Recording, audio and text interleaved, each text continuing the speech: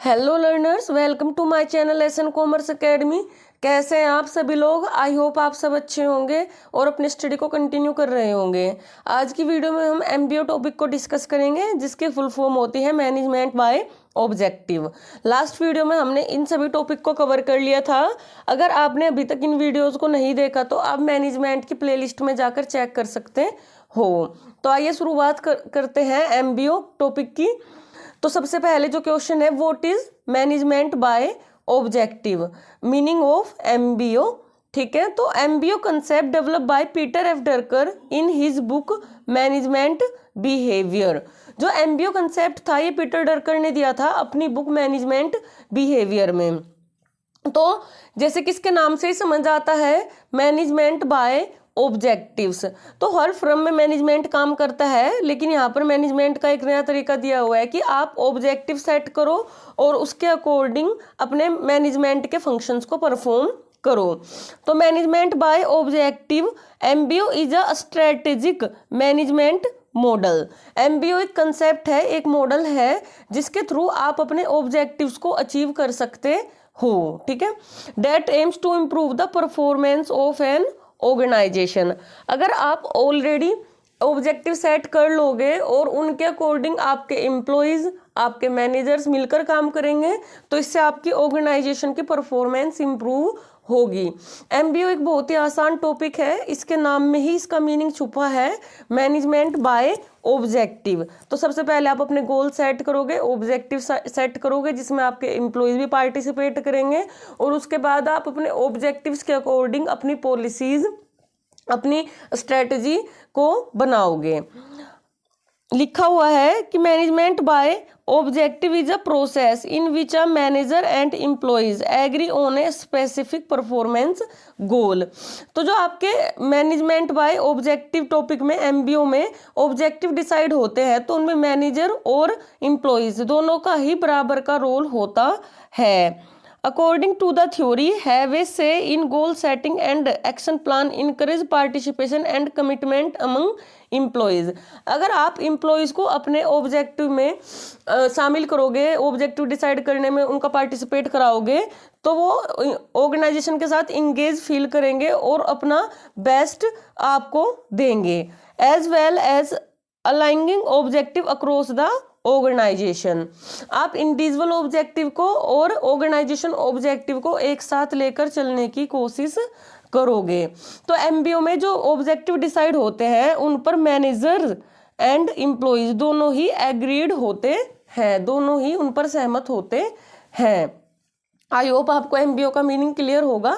एक बार मैं और बता देती हूँ, मैनेजमेंट बाय ऑब्जेक्टिव एक कंसेप्ट है, एक मॉडल है जो पीटर एफ ड्रकर ने दिया था, जिसका सिंपल मीनिंग ये है कि आप पहले ऑब्जेक्टिव सेट करो और उसके अकॉर्डिंग अपने पॉलिसीज, अपनी स्ट्रेटजी को परफॉर्म करो, और जो आप ऑब्जेक्टिव सेट करोगे उसमें आप अपने एम्प्लॉयज को भी पार्टिसिपेट कराओ। एम्प्लॉयज के भी जो रिप्रेजेंटेटिव हैं वो मीटिंग में होने चाहिए। उसके बाद जो ऑब्जेक्टिव सेट होगी उस पर एम्प्लॉय और मैनेजमेंट दोनों एग्री करेंगे और वो अपना बेस्ट देने की कोशिश करेंगे।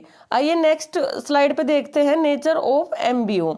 एमबीओ की कैरेक्टरिस्टिक या नेचर दी हुई है। तो सबसे पहले it is a technique of effective management. MBO क्या है? एक इफेक्टिव मैनेजमेंट की टेक्निक है। तो सिंपल सी बात है, अगर ऑब्जेक्टिव ऑलरेडी डिसाइड होंगे और उन पर एम्प्लॉयज भी एग्री होंगे तो आपका मैनेजमेंट अच्छा होगा, आपके फर्म की परफॉर्मेंस बेटर होगी और आप अपने गोल्स को अचीव कर पाओगे।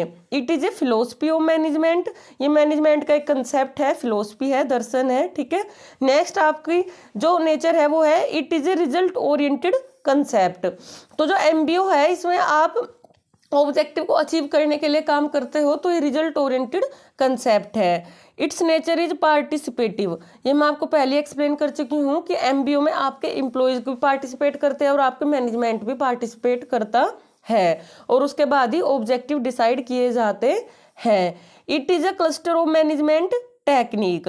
ये ग्रुप है, क्लस्टर है, जिसमें सभी मिलकर ऑब्जेक्टिव डिसाइड करते है। It provide direction to various system, MBO के थ्रू आपके बाकी सिस्टम बाकी फंक्शंस भी परफॉर्म करेंगे।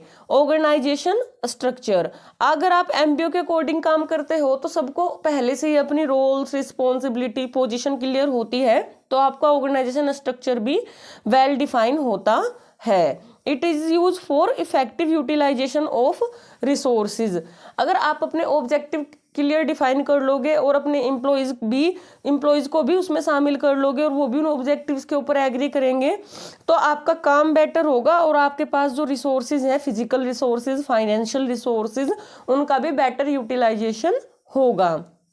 It is a review system, आपका जो एमबीयू है इसमें सिर्फ ऑब्जेक्टिव डिसाइड करके नहीं छोड़ दिए जाते, टाइम टू टाइम आप एम्प्लॉयज के परफॉर्मेंस को भी मेजर करते रहते हो कि जो ऑब्जेक्टिव आपने डिसाइड किए थे उनके अकॉर्डिंग काम हो रहा है या नहीं हो रहा, तो इसलिए it is a review system. जो आपकी नेक्स्ट स्लाइड है उस पर हमने प्रोसेस ऑफ एमबीओ की प्रोसेस क्लियर की हुई है। तो सबसे पहले जो स्टेप है प्रोसेस का वो है डिफाइनिंग ऑर्गेनाइजेशन गोल्स, मतलब सिंपल सी बात है, आप सबसे पहले गोल्स या ऑब्जेक्टिव को डिसाइड करोगे, उसमें आपके एम्प्लॉयज भी पार्टिसिपेट करेंगे और आपके मैनेजर भी पार्टिसिपेट करेंगे, और उसके बाद जिस गोल पर जिस ऑब्जेक्टिव पर सभी एग्री होंगे आप उसके अकॉर्डिंग काम करना स्टार्ट करोगे। Determining employees and subordinate objective, MBO में सिर्फ आप ऑर्गेनाइजेशन को ही ख्याल में नहीं रखते, साथ में अपने एम्प्लॉयज और सबऑर्डिनेट को भी ध्यान में रखते हो, तो आप इंडिविजुअल गोल भी डिसाइड करोगे और फिर कोशिश करोगे कि इंडिविजुअल गोल ऑर्गेनाइजेशन गोल के साथ मैच हो जाए। Constant monitoring employ progress and performance, तो मैंने पहले बताया था कि एमबीओ एक रिव्यू सिस्टम है, इसमें ऑब्जेक्टिव डिसाइड करके छोड़ नहीं दिए जाते, साथ के साथ आप मॉनिटर और इवेल्युएट भी करते रहते हो, किसकी परफॉर्मेंस को, एम्प्लॉयज की परफॉर्मेंस को। तो नेक्स्ट स्टेप परफॉर्मेंस इवेल्युएशन, आप time to time performance evaluate करते रहोगे, उसके अकॉर्डिंग आप अपने एम्प्लॉयज को प्रमोट कर सकते हो, उनकी रोल एंड रिस्पॉन्सिबिलिटी डिसाइड कर सकते हो। आप फीडबैक देते रहोगे अपने एम्प्लॉयज को कि उन्होंने कितना अचीव कर लिया है, वो किस लेवल पर है और आगे उनको कितना काम करना बाकी है, और सबसे बाद में जब आपके गोल्स पूरे हो जाएंगे, ऑब्जेक्टिव पूरे हो जाएंगे, तो आप परफॉर्मेंस अप्रेजल भी करोगे।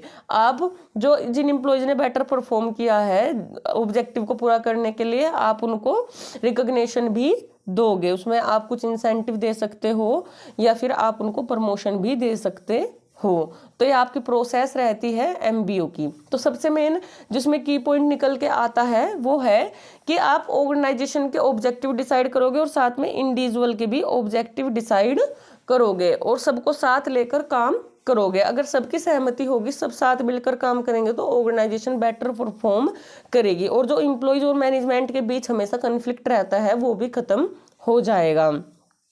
इसी के साथ ये टॉपिक कंप्लीट होता है। आई होप आपको इस वीडियो से नॉलेज मिली हो। अगर आपको थोड़ा भी नॉलेज गेन हुई है तो please like and subscribe and share. Thank you.